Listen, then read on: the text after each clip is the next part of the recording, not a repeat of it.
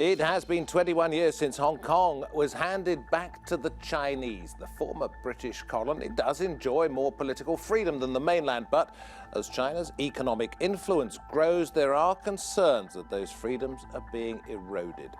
Is the superpower tightening its grip? You're watching Roundtable with me, David Foster.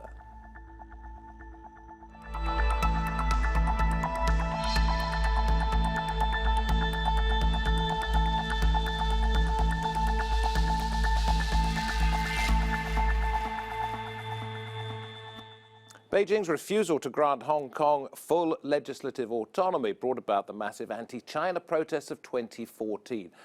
But they sort of fizzled out. Even the 21st anniversary protests this last week have been pretty mild. Is the pro-democracy movement losing steam?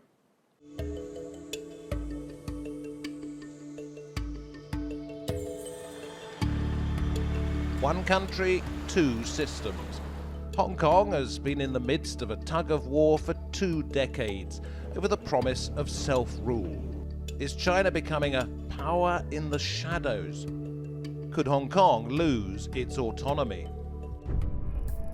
Once a barren island, today Hong Kong is one of the richest cities in the world, with around $43,000 GDP per capita. In 1997, after 152 years of British rule, the sovereignty of the city was transferred back to China. Hong Kong's inhabitants were reassured that their way of life would remain the same through the Sino-British Joint Declaration, which gave the city a full autonomy in its free market economy, legal and legislative systems. But China is responsible for the city's foreign affairs and defense. The final interpretive power over the basic law rests with Beijing, which led to demonstrations in the city. The Chinese government is gradually intensifying its interventions in Hong Kong politics. The Freedom House reports that Hong Kong's latest global score for its democratic freedom has fallen to a 7-year low of 59 out of 100. In 2015, 5 publishers disappeared from Hong Kong in mysterious circumstances and were forced to make televised confessions on Chinese national TV. British authorities were quick to criticize, saying it was a breach of the Joint Declaration. But 1 year later, Beijing barred 2 pro-democracy parliamentarians from office, which sparked pro-independence protests.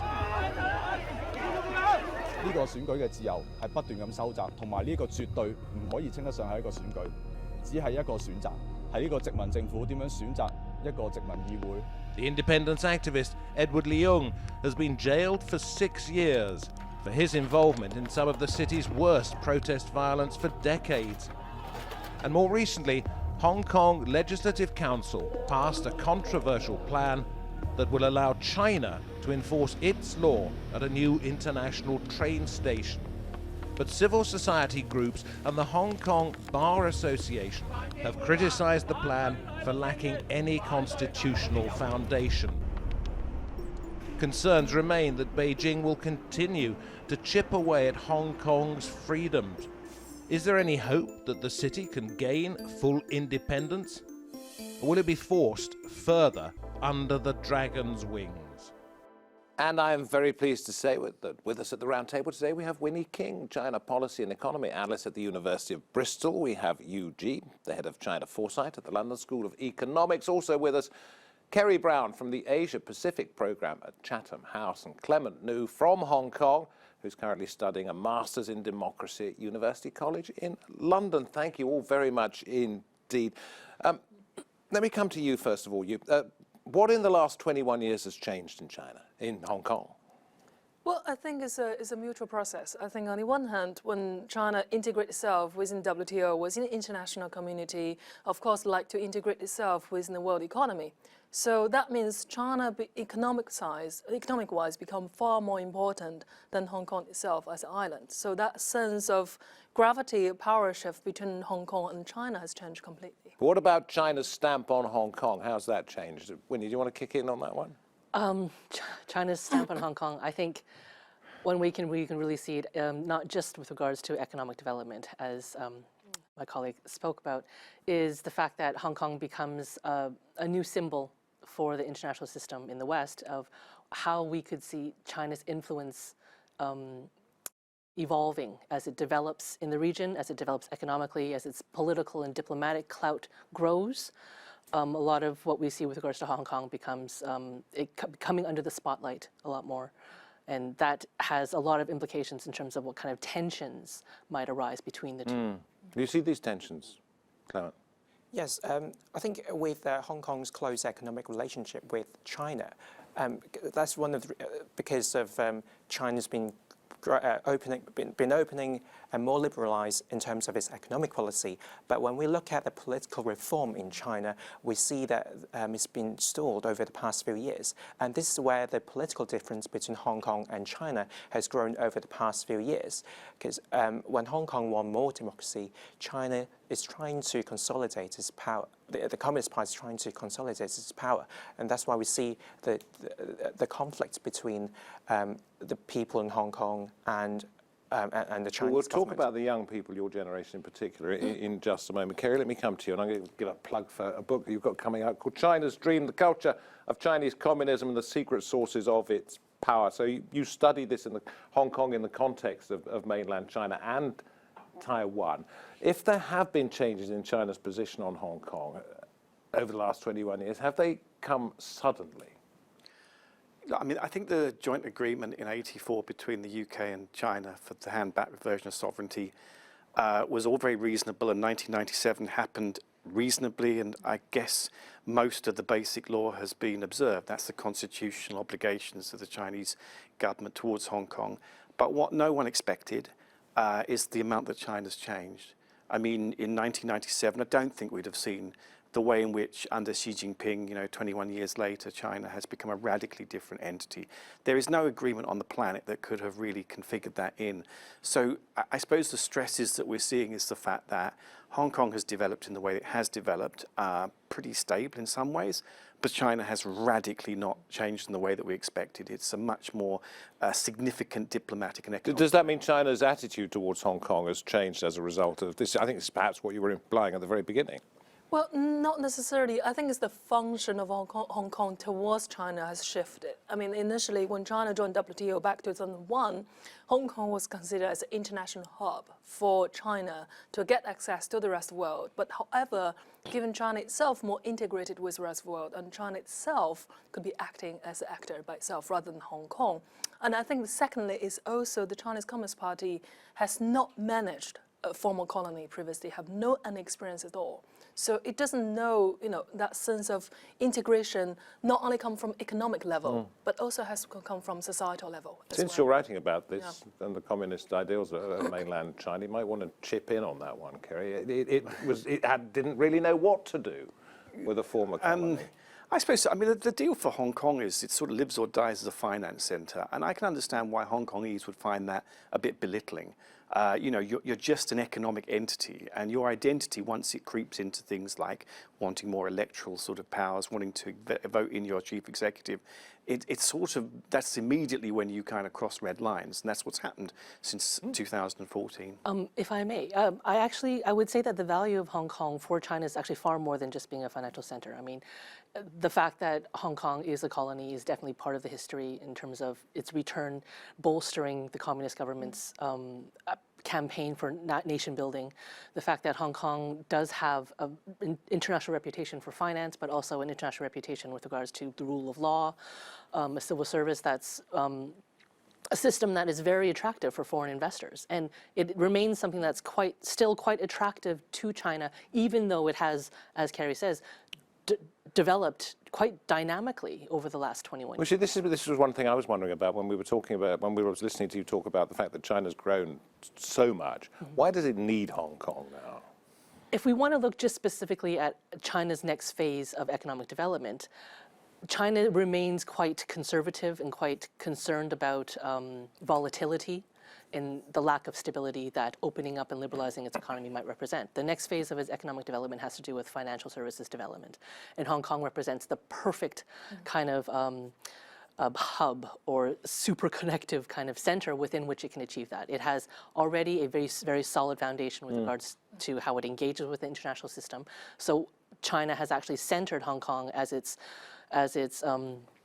central location for international investors and international financial institutions to engage with currency internationalization, bond development in the offshore bond sector.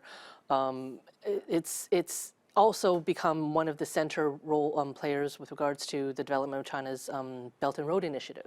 Right? So there is clear value for We must Hong say Kong. that the Belt and Road Initiative would be linking China through a series of roads and sea routes to large parts of Africa, Latin America, and Europe. Yes. Let's talk about young people. And you don't represent all of them, but you are one of the young people. What did I read? 45% of 18 to 35-year-olds want to leave, and they quote political tensions as the reason for that.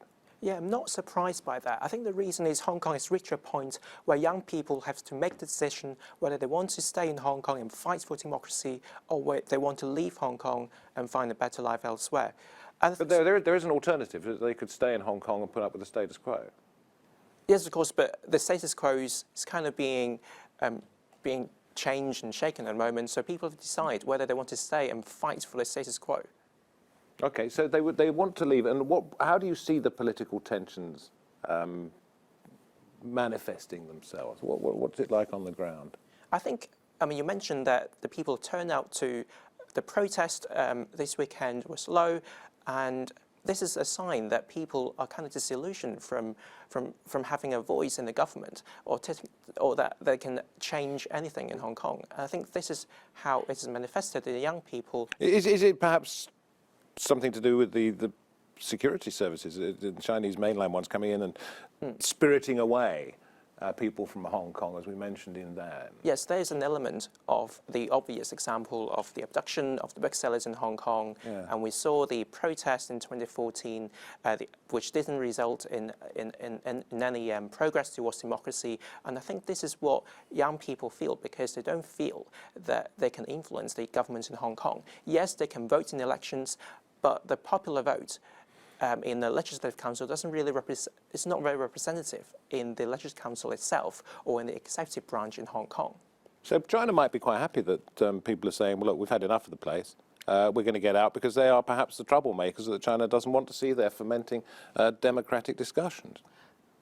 I don't necessarily think so. The Chinese government might be very happy, because at the end of the day, if we're talking about young people, and these are the Chinese Communist Party going to live up to for the next 50 years. And how to manage Hong Kong young people to win the hearts of mind, not just dollars and pounds. How are they doing that? That's a major challenge for Xi Jinping. I have no idea. But on the other hand, this whole notion of national sovereignty, nation building, that is somehow echoed at the very heart of the Communist Party. Don't forget, what is the party established for? It's established for national unity. And all contemporary history started from the Opium War back to 1840s. And then, of course, Hong Kong was one of the elements of that. And of course, the party would like to use Hong Kong as a showcase of national unity, but it turned out to be slightly bitter. You see, since 1997, you talk about an exodus of young people, and I don't know the demographic, the age group of this, but 1.5 million mainland Chinese people have moved to Hong Kong. They now make up 20% of the population. It's changed in that way beyond recognition, hasn't it? Yeah, it always had a very distinctive culture. It's only really existed for 160, 170 years. As a sort of real settlement. So it is a very distinctive culture. I guess the sort of mainland's appeal, Beijing's appeal is this sort of raw nationalism. This is China's great moment. 2021 is the centennial goal of China sort of delivering, middle-income status. 100 years since the Communist Party's founded, but that's a nationalistic message. And that is appealing to Hong Kong people too. It's like, you are of our blood, you're kind of, part of this great sort of story, so don't screw it up for us.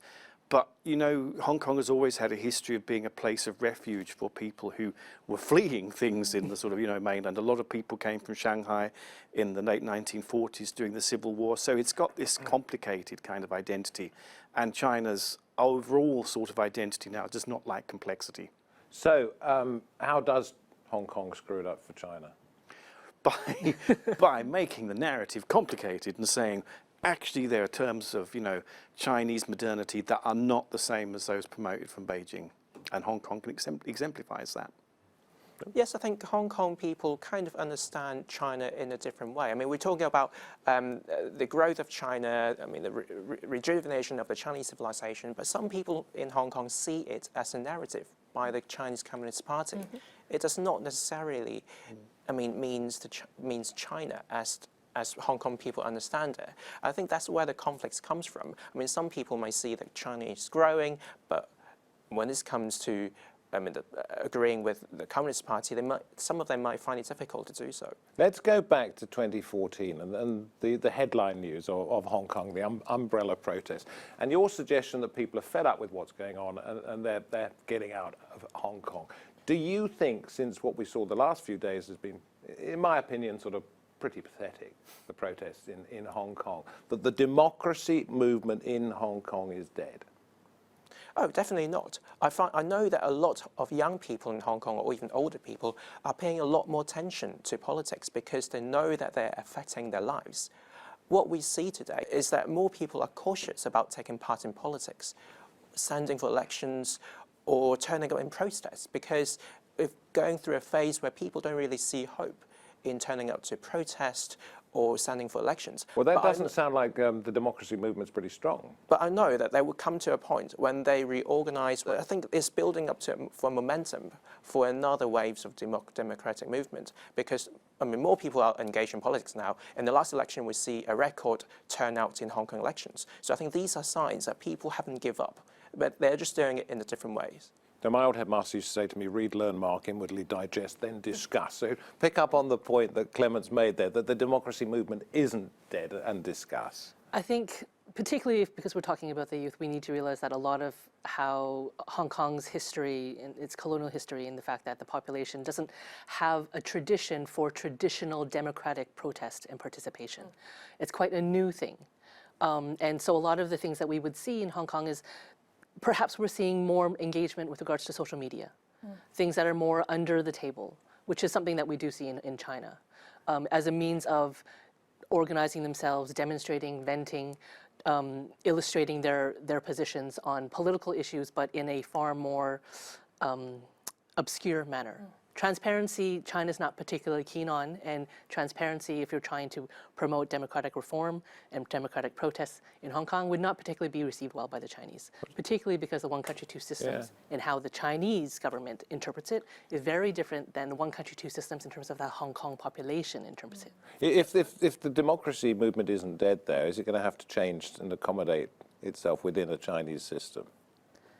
I mean, this one is too soon to tell. Nobody can really make any prediction at the moment. But I think one element we should not forget is after 1997, the Chinese Communist Party are very busy to get on well with the movers and shakers of Hong Kong, the millionaires and the billionaires. But they have largely somehow ignored the grassroots level of Hong Kong citizens. So perhaps, that's one of the mistakes they have made in the past, and to bring that sense of social cohesion among different social classes within Hong Kong, and that really result in difficulties. And then I think it's really started from the grassroots level, protest against the Chinese intervention, and that's where it comes from. We're only 21 years into the agreement. Your book, again, I'll give you another promo, China's Dream, coming out soon by Kerry Brown. What is China's dream for Hong Kong?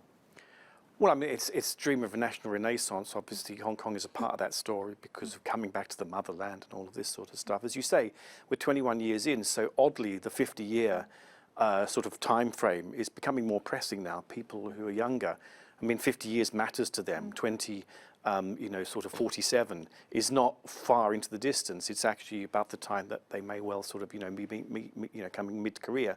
So that's a real date to them, and it wasn't in 1997. It was very far out. The other thing I think about electoral sort of evidence in Hong Kong is that the electorate is very divided. There are many people who are fervently supporting more independence and actually do want independence, although I don't think it's very viable. And there are some who are very, very patriotic to Beijing. That is a very, that's as extreme as Brexit or as extreme as the Trump and non-Trumpists. And it's the same kind of, phenomena, but in a very local kind of characteristic. The Beijing government, their attitude is almost, you've got a little bit of space to sort of identify yourself. But if you don't, just leave. I don't think that's very attractive. Do people in Hong Kong in general, those that you move amongst, do they identify themselves as Chinese? I think being Chinese has become quite a politicized phrase in Hong Kong, because to some people, I mean, of course they are Chinese in a cultural and historical sense, but in some way being Chinese also associated with somebody who may agree with the Chinese Communist Party at the moment. And that's what pushed some people off from identifying themselves as Chinese. Because when you have Chinese officials coming to Hong Kong and speak to the public, they always see that Chinese are those who are patriotic to the country and respect the Communist Party. Okay, so what do you think's next? Goodness, that's a big question. Yeah, okay. You've got 5 minutes to answer it. What's next? For Hong Kong, I think it's really about the status quo.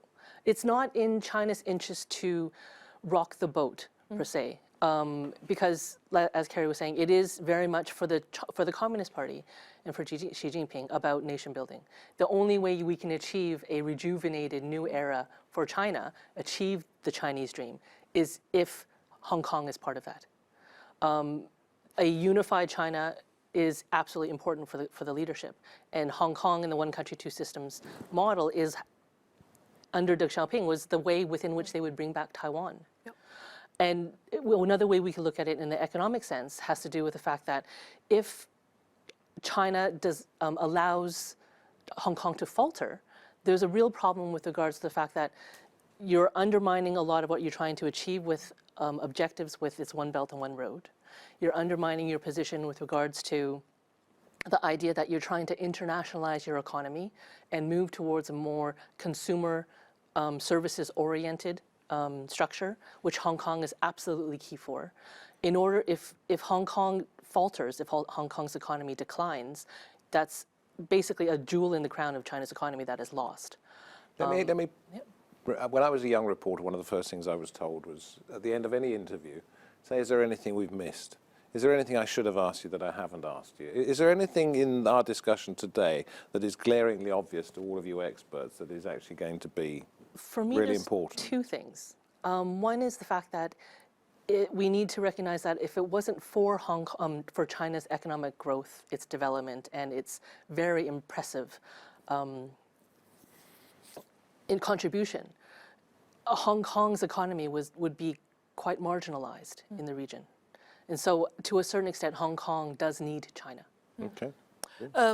One element, I mean, just follow up on that, I think is the property price in Hong Kong. If we just look at the property price, how much has increased from 1997 until now, and perhaps that's one source of social unrest within Hong Kong. So that is something we have to take into consideration, because that matters to the young people even more than the older generation. I'm going to come to Ngu last because you represent the younger generation. You represent the future. I'm going to go to Kerry next. That question, is there anything I should have asked that I haven't asked? But just glaringly obvious to you. I mean, it's not only the leadership, but also those who are in opposition parties, the quality of the leadership. I mean, a lot of the people in the opposition parties are irresponsible and don't really kind of think viably and pragmatically, but the quality of political leadership in Hong Kong has been awful, absolutely awful. I mean, they're very vested interests? They're just very complacent and not really credible. They clearly don't have the confidence of local people. Carrie Lam might be able to do a bit better, but her predecessors have, almost all of them, failed. So it's a tough job, but they've got to do better. Yeah. Yes, and quite a good conclusion of what's happening in Hong Kong, because young people have lost their trust in the government, and increasingly they're losing trust with their pro-democracy politicians. I mean, some people have gone for independence. That's not going to work. But who are they going to look for? I think that's the decision that the young people is going to need to decide, and maybe the leadership that they need to move forward. Are there pressing personal concerns for young people in Hong Kong about daring to speak out? I think there's certain elements of concerns because they know that everything they're going to say, I mean, of course, with social media, they'll be broadcast. Everybody will know what they say and their views.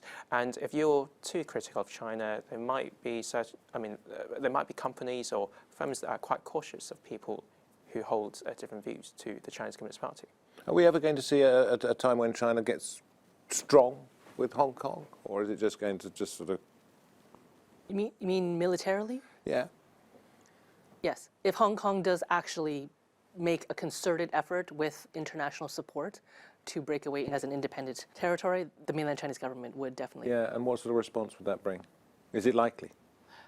It's not likely. Firstly, I don't think it's likely, and secondly, I'm sure the Chinese government are clearly aware the repercussion of having another military intervention within the island, because you're putting the gun against your own people. Thank you all very much indeed. 21 years after Hong Kong was relinquished by the British, 21 years after China got some degree of control back, we've been talking about the future of the former British colony and indeed where it might go in the near term, the democracy movement or lack of in Hong Kong.